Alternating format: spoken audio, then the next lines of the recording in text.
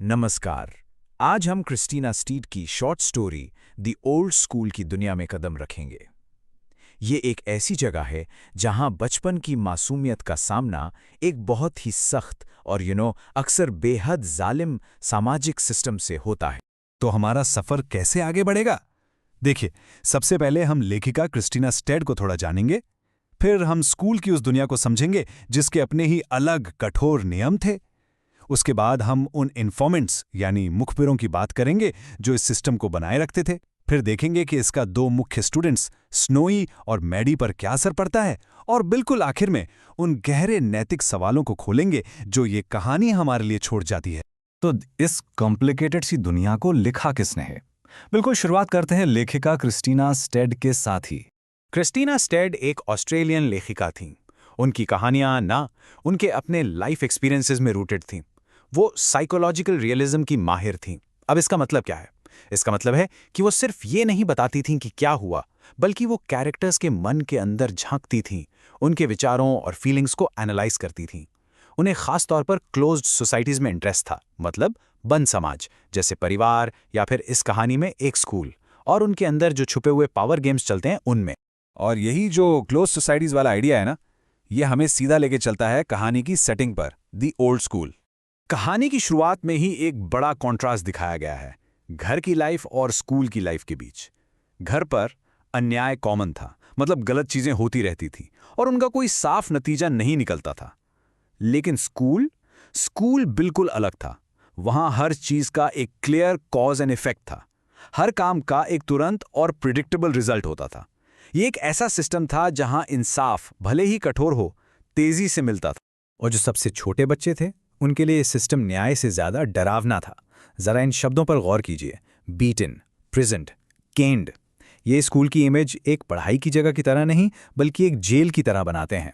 और यही डर का माहौल उस पूरे सोशल स्ट्रक्चर की नींव रखता है जिसे हम आगे देखने वाले हैं। तो सवाल ये उठता है कि इस डर पर बेस्ड सिस्टम में नियम लागू कौन करता है? सिर्फ टीचर्स नहीं, असली ताकत तो एक खास ग्रुप के हाथों में है, द इन्फॉर्मेंट्स यानी मुखबिर। इन मुखबिरों से मिलने से पहले हमें एक बहुत इंपॉर्टेंट सिंबल को समझना जरूरी है जिसका इस्तेमाल वो फैसला सुनाने के लिए करते हैं, ब्लूकर बूट्स। ये सिर्फ जूते नहीं थे, ये वर्किंग क्लास यानी मजदूर वर्ग का एक शक्तिशाली साफ दिखने वाला चिन्ह थे। स्कूल की दुनिया में इन्हें पहनना एक ऐसे साइन बोर्ड पहनने जैसा था जो आपके सोशल स्टेटस और आपके फ्यूचर को पहले से ही तय कर देता था। ये लाइन सब कुछ साफ कर देती है। इसे सोशल डिटर्मिनिज्म कहते हैं। मतलब ये जूते सिर्फ आपकी करंट गरीबी का साइन नहीं थे, ये एक तरह से भविष्यवाणी थी कि आपका फ्यूचर रफ वर्क यानी मेहनत मजदूरी में ही है। ये दिखाता है कि सोशल प्रेजुडिस सिर्फ बड़ों की सोच नहीं है, इसे बचपन से ही प्लेग्राउंड में सीखा जाता है, अपनाया जाता है और लागू किया जाता है। तो कौन थे ये इन्फॉर्मेंट्स? ये थे प्लेग्राउंड के नैतिक ठेकेदार, आमतौर पर अच्छे घरों की साफ सुथरी लड़कियां जो एक अनऑफिशियल पुलिस फोर्स की तरह काम करती थीं। उन्हें बड़ों के सिस्टम के बारे में सब पता था, जेल, रिफॉर्मेटरीज, सजाएं, और वो इसी नॉलेज को अपने क्लासमेट्स के तथाकथित पापों पर लागू करते थे। वही डिसाइड करते थे कि कौन ग्रुप का हिस्सा है और कौन बाहर।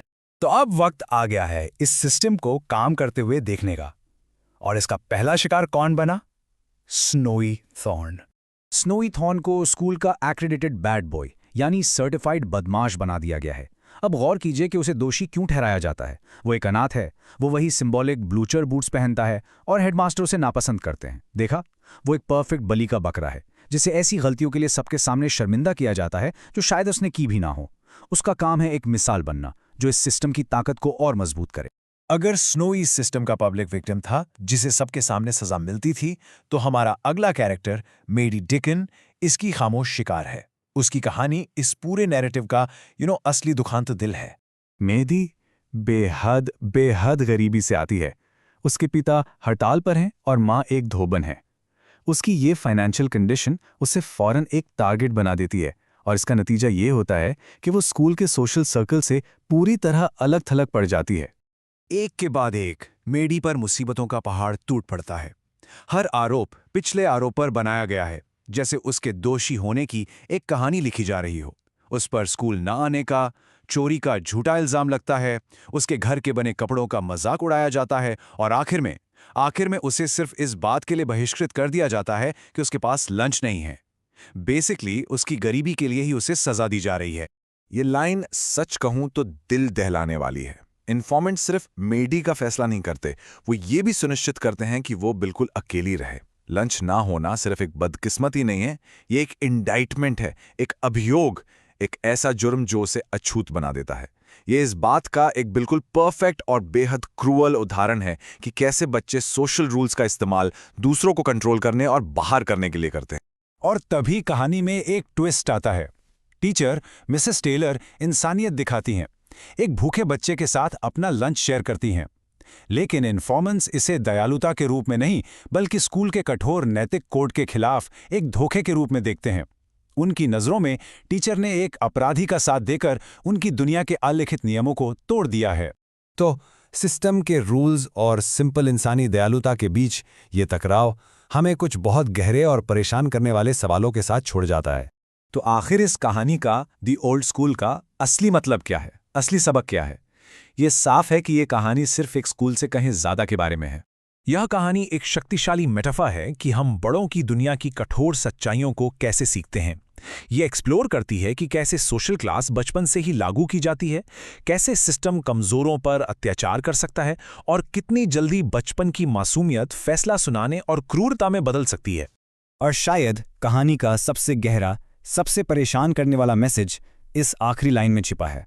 बड़े लोग अक्सर बच्चों की नैतिक दुनिया की गंभीरता को कम समझते हैं। हम भूल जाते हैं कि बच्चों के लिए प्लेग्राउंड सिर्फ खेलने के लिए नहीं होता। ये पहली अदालत है जिसे वो कभी जानेंगे, जहां दाव उतने ही ऊंचे महसूस होते हैं और फैसले उतने ही अंतिम। ऐसे ही और गहरे विश्लेषणों के लिए सब्सक्राइब करना ना भूलें। देखने के लिए धन्यवाद।